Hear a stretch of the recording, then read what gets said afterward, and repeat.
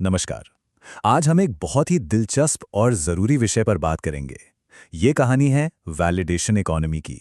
एक ऐसी दुनिया जहां हमारी खुद की कीमत, हमारा आत्मसम्मान अब मापने लायक बन गया है। इसको ऐसे समझते हैं। देखिए, एक जमाना था जब किसी से मिली पहचान या तारीफ एक बहुत ही पर्सनल चीज हुआ करती थी। जैसे किसी की तारीफ मिल गई, नौकरी में प्रमोशन हो गया, या किसी ने बस सहमति में सिर हिला दिया। लेकिन अब तो सब कुछ पूरी तरह बदल चुका है। अब पहचान को गिना जा सकता है, व्यूज में, लाइक्स में, फॉलोअर्स में। ये पर्सनल से पब्लिक हो गया है। और इसी नए सिस्टम को कहते हैं द वैलिडेशन इकोनॉमी। मतलब एक ऐसी अर्थव्यवस्था जहां सामाजिक स्वीकृति यानी सोशल अप्रूवल न सिर्फ दिखाई देता है, बल्कि उसे ट्रैक भी किया जा सकता है। और हाँ, उसकी दूसरों से तुलना भी हो सकती है। और पता है, इसका हमारे दिमाग पर बहुत गहरा असर पड़ता है। हमारा दिमाग ना नंबरों को सच की तरह देखता है। खुद सोचिए, जब किसी पोस्ट पर हजारों लाइक्स दिखते हैं तो एक पल के लिए मन में आता ही है ना कि यार ये चीज जरूर जरूरी होगी। तो इससे होता क्या है? एक सीधा सा समीकरण बन जाता है।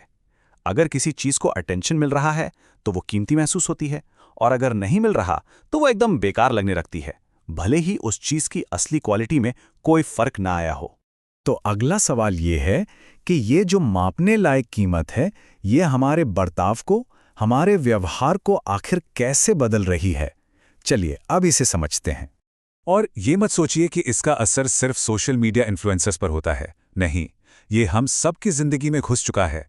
ये तय करता है कि लोग कैसे बात करते हैं, वो कौन सी राय दुनिया के सामने रखते हैं, वो कितना खुलकर अपनी कमजोरियां दिखाने को तैयार हैं, यहाँ तक कि वो कौन सा करियर चुनते हैं और किन विचारों को अपने मन में ही दबा देते हैं। जब हमारी कीमत को मापा जाने लगता है ना, तो हमारा व्यवहार भी उसी के हिसाब से ढलने लगता है। और फिर कुछ भी शेयर करने या बनाने से पहले दिमाग में सबसे पहला सवाल यही आता है, क्या ये अच्छा परफॉर्म करेगा? और ये सवाल एक दूसरे से शायद ज्यादा जरूरी सवाल पर हावी हो जाता है, बजाय इसके कि हम खुद से पूछें कि क्या ये असली है? मतलब क्या ये सच में मेरी सोच है? परफॉर्मेंस और असलियत के बीच की ये जो जंग है, ये हमारे अंदर लगातार चलती रहती है। और धीरे धीरे ये बाहरी नंबर हमारी अंदर की आवाज़ को दबाने लगते हैं। लोग उन पोस्ट को डिलीट करना शुरू कर देते हैं जो अच्छा नहीं करती। ऐसी कोई राय देने से बचते हैं जो शायद ज़्यादा लोगों को पसंद ना आए। उनका मूड ऑनलाइन एंगेजमेंट के साथ ऊपर नीचे होने लगता है, और वो मतलब की जगह सिर्फ रिएक्शन के पीछे भागने लगते हैं। लेकिन ऐसा होता क्यों है? क्या हम इतने उथले हो गए हैं? नहीं, इसका एक बायोलॉजिकल कारण भी है। ये दरअसल टेक्नोलॉजी और हमारी बायोलॉजी के बीच एक तालमेल की कमी का नतीजा है। इसके पीछे एक बहुत गहरी सच्चाई है।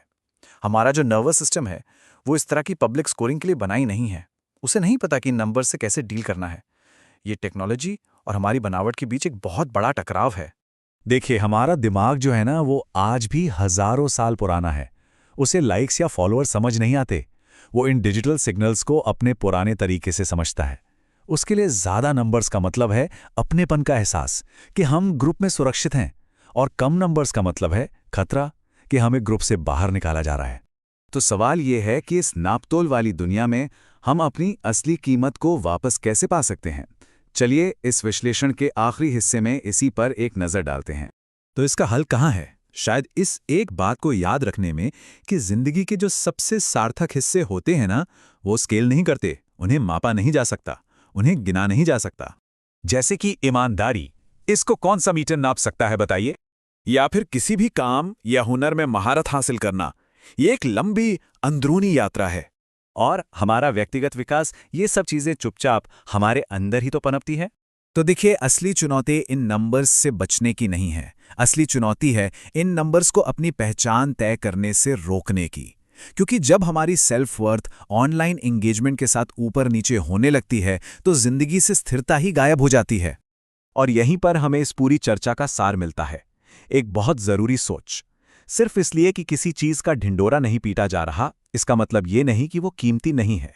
यही इस वैलिडेशन इकोनॉमी का सबसे बड़ा तोड़ है। तो अंत में एक सवाल हम सबके लिए है।